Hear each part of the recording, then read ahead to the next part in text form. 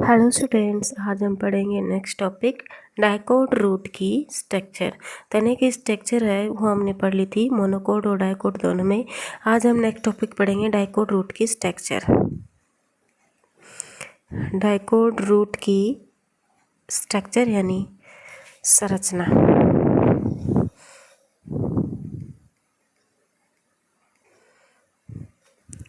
ठीक है, यानी कि द्विबीजपत्री मूल की संरचना, मूल यानी जड़। तो हम पहले इसका बना लेते हैं एक डायग्राम, जिससे सबसे बाहर की जो लेयर है वो क्या होती है, एपिडर्मिस। लेकिन इसमें जो है इस एपिडर्मिस को यहाँ राइजोम या एपिब्लेमा भी बोलते हैं, क्योंकि ये रूट को और एपिडर्मिस को ही ये एपिब्लेमा और राइजोम बोला जाता है, क्योंकि ये क्या होता है, सबसे बाहरी लेयर होती है। और तने में इसको एपिडर्मिस बोला जाता है, यहाँ पे इसको ऐसे भी बोला जा सकता है। ठीक है, तो सबसे बाहर की जो लेयर होती है वो होती है एपिडर्मिस।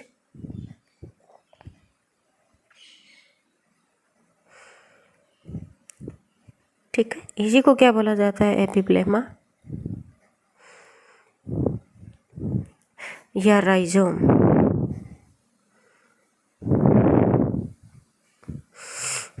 ठीक है, तो जैसे तने की एक मतलब काट होती है, वैसी ही जड़ की भी एक हम काट का पूरा स्ट्रक्चर बनाएंगे। और ठीक है, तो इसके अंदर की जो परत होती है उसे बोलेंगे हाइपोडर्मिस।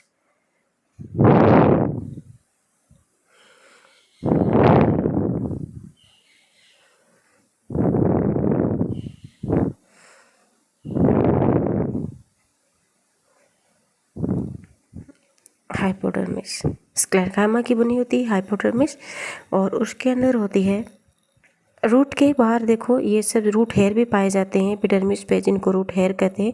ये रूट हेयर क्या होते हैं, जैसे हम किसी भी जड़ को उखाड़ते हैं तो उसके क्या करते हैं, मिट्टी को जकड़ के रखने का भी कार्य करते हैं और अवशोषण का भी कार्य करते हैं। अगर किसी प्लांट को अपन जड़ से उखाड़ते हैं तो उसके रूट अगर हेयर हटा दिया जाए तो उसमें अवशोषण की जो क्रिया है वो प्रॉपर नहीं हो पाएगी। और जैसे कोई प्लांट में जिसमें रूट हेयर है और ये मतलब रूट उसकी हटा दी जाए तो भी उसमें अवशोषण की क्रिया प्रॉपर नहीं हो पाएगी, क्योंकि रूट हेयर जो भी अवशोषण करेंगे मिनरल्स का, वाटर का, तो वो कहाँ जाएगा फिर, तो यहाँ से लेके यहाँ ही ख़त्म हो जाएगा। इसके लिए ये दोनों ही एक दूसरे को क्या होते हैं, एक दूसरे के परमेबल होते हैं, समानार्थी होते हैं। इसका मतलब ये है कि एक के बिना एक अधूरा होता है। तो यहाँ पे क्या है, रूट हेयर होते हैं। ये रूट हेयर मिट्टी से अपने पौधे को क्या करते हैं, जकड़ के रखने का कार्य करते हैं। दूसरा है हाइपोडर्मिस, स्क्लेरोकाइमा की ये बनी होती है। और तीसरी है इसमें कोर्टेक्स।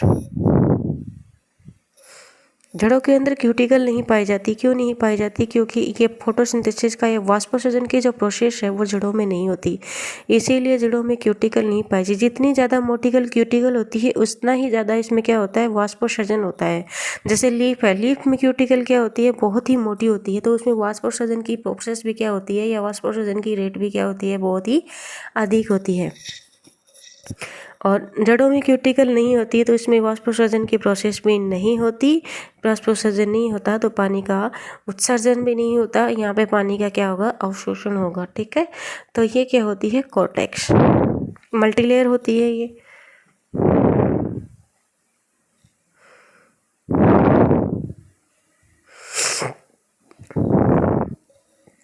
उसके बाद क्या होती है, एंडोडर्मिस।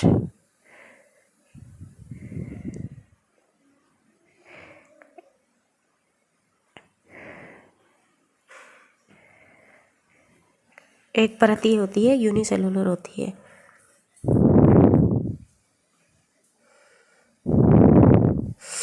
उसके इसके अंदर ही क्या पाए जाते हैं, ऐसे करके वेस्कुलर बंडल यानी जाइलम और फ्लोएम। तो इसमें क्या होता है, एक कैम्बियम होती है। डाइकोट्स प्लांट में कैम्बियम हो पाई जाती है, चाहे वो स्टेम हो चाहे वो रूट हो। तो अंदर की साइड क्या होते हैं, जाइलम होते हैं, और बाहर की साइड क्या होते हैं, फ्लोएम होते हैं। जब क्या होता है, डेवलपमेंट अंदर से बाहर की ओर होता है तो उसे सेंट्रीफ्यूगल कहते हैं।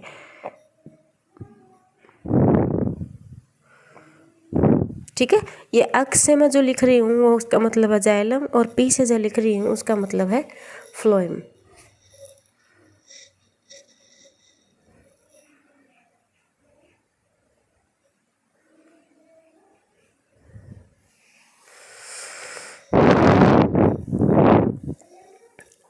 तो ठीक है, ये है कैम्बियम, और ये कैम्बियम की वजह से एक दूसरे से क्या होते हैं, डिवाइड रहते हैं। जाइलम इधर रहता है, फ्लोएम इधर रहता है। तो जड़ों के अंदर क्यूटिकल नहीं पाई जाती। पहला पॉइंट लिखे हम, जड़ों के अंदर क्यूटिकल नहीं पाई जाती।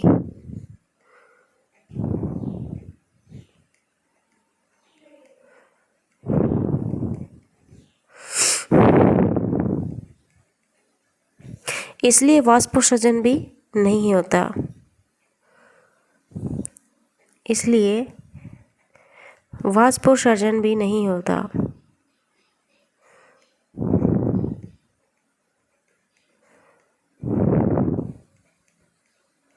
और फोटोसिंथेसिस भी नहीं होता। क्यों? क्योंकि जड़ों में क्या नहीं होता, क्लोरोफिल नहीं होता, इसीलिए इसमें फोटोसिंथेसिस भी नहीं होती। मूल रोम, जैसे ये होते हैं ना मूल रोम, ये क्या काम करते हैं? मूल रोम अवशोषण का कार्य करते हैं। मूल रोम अवशोषण का कार्य करते हैं। अवशोषण किसका करते हैं? खनिज लवण और वाटर का।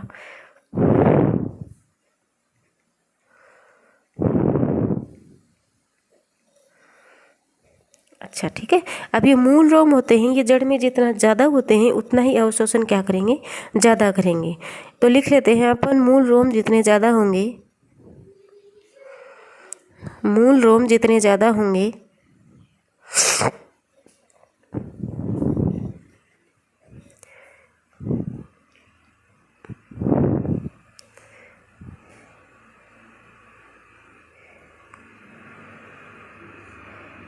अवशोषण उतना ही अधिक होगा। आज हम इसको कंप्लीट करके छोड़ेंगे रूट का पूरा, ठीक है। कल हम मोनोकोड का पढ़ेंगे। वैसे तो मोनोकोड ऐसा ही होता है, ज़्यादा हार्ड नहीं होता, ठीक है। एक स्ट्रक्चर एक मतलब हम ये अवशोषण की क्या बना लेते हैं, जड़ की छोटी सी एक स्ट्रक्चर बना लेते हैं। जैसे ये एक जड़ है, ठीक है ना, तो ये एक जड़ है और ये इसमें क्या होती है, डिवाइड कर लेते हैं। जैसे डिवाइड कर लिया आपने, ये जो है ये क्या होते हैं, यहाँ से सेल फॉर्मेशन होता है। क्या होता है? सेल फॉर्मेशन, ठीक है। सेल फॉर्मेशन या मूल गोप होते हैं, वो नीचे की तरफ होते हैं। ये ऐसे मान लो आप, रूट गैप, ठीक है। Cell formation region,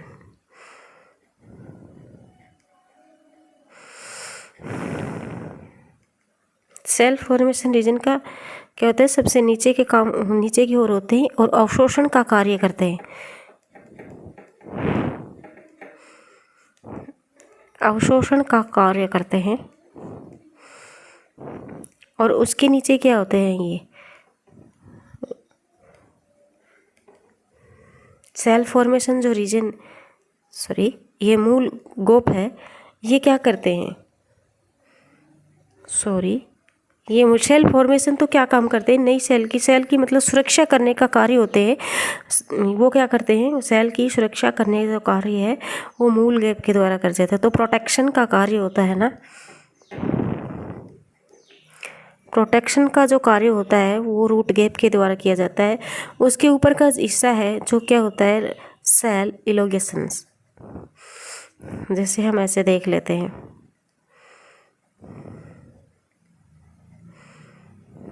cell elongation यानी सेल कोशिका दीर्घीकरण।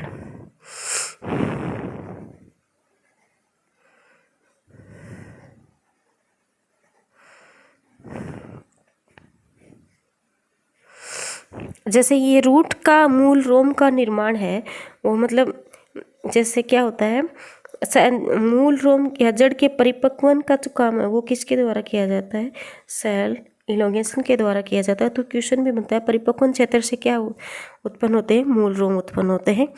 उसके बाद क्या आता है, परिपक्वन क्षेत्र।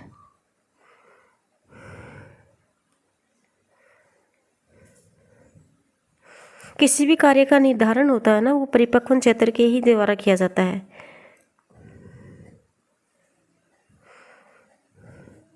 ठीक है।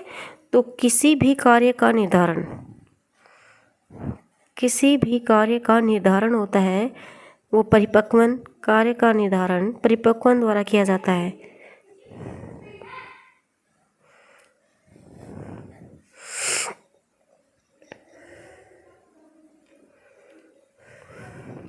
ये मूल रोम है, ये परिपक्वन क्षेत्र से विकसित होते हैं, तो लिख देते हैं कि मूल रोम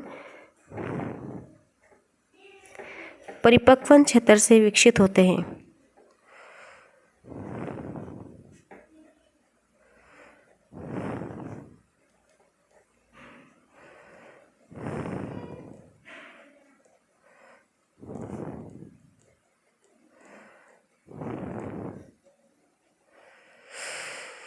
और हाइपोडर्मिस होती है, इसमें विभेदित नहीं होती। ठीक है, हाइपोडर्मिस और कोर्टेक्स की बाह्य परत होती है। ओके, और सुबेरिन का जमा होने के कारण ये एक्सोडर्मिस में बदल जाती है। अब देखते हैं क्या,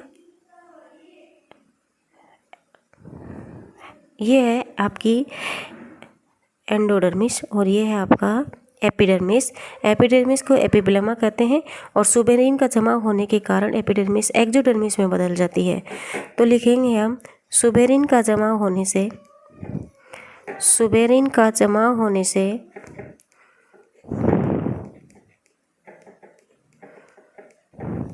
यह है एक्सोडर्मिस में बदल जाती है।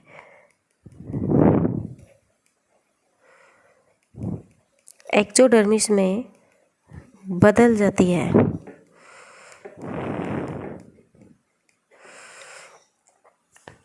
ठीक है, और ये जो कोर्टेक्स है ये पैरेन्काइमा यानी मृदुतक की बनी होती है। सॉफ्ट उत्तक होता है पैरेन्काइमा, कोर्टेक्स मृदुतक। ओके, कोर्टेक्स पैरेन्काइमा की बनी होती है।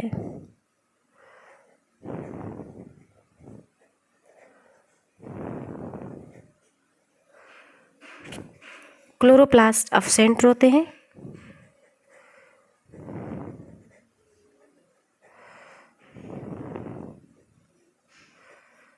ठीक है, एंडोडर्मिस है वो अविभेदित रहती है, ये वाली।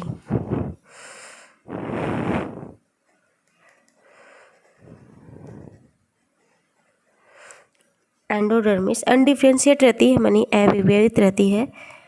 अविभेदित रहती है। जैसे ये चैप्टर कंप्लीट हो जाएंगे उसके बाद में इसके क्वेश्चन आंसर भी मैं आपको करा दूंगी। इसमें क्या होता है एंडोडर्मिस, इसमें सुबेरिन का जमा होने से ये कैस्पेरियन पट्टी नहीं बन पाती, लेकिन ऐसे स्थानों पे, ठीक है, सुबेरिन का जमा होने से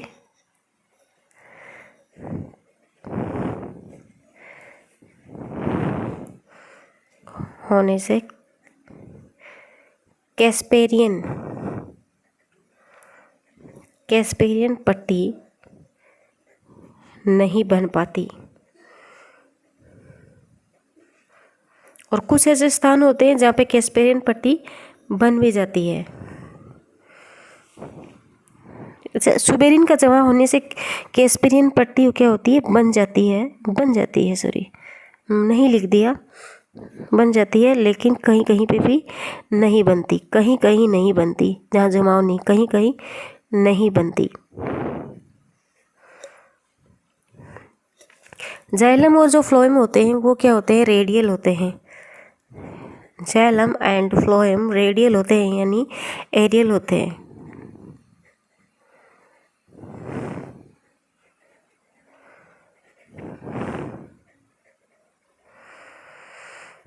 एकांतरित होते हैं, एकांतरित का मतलब अल्टरनेट है।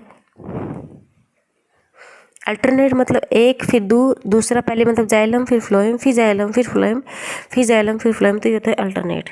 तो प्रोटोजाइलम क्या होता है, बाहर की तरफ होता है, जैसे ये प्रोटोजाइलम है, ये बाहर की तरफ होता है, प्रोटोजाइलम बाहर की तरफ होता है। ठीक है। मेटाजाइलम अंदर होता है। मैं पूरा कंप्लीट ही करा देती हूँ, कल मोनोकोट करेंगे। ठीक है।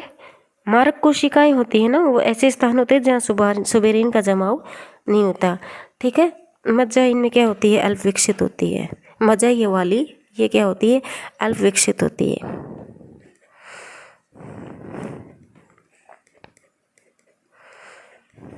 मोनोकोड है वो भी इसी की तरह है, ज़्यादा नहीं है वो भी।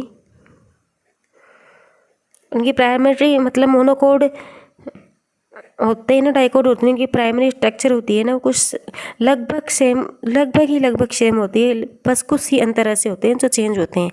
तो ये आज हमने डाइकोट रूट की स्ट्रक्चर कंप्लीट कर ली। कल हम स्ट्रक्चर करेंगे मोनोकोड रूट की। तो ओके, बाय।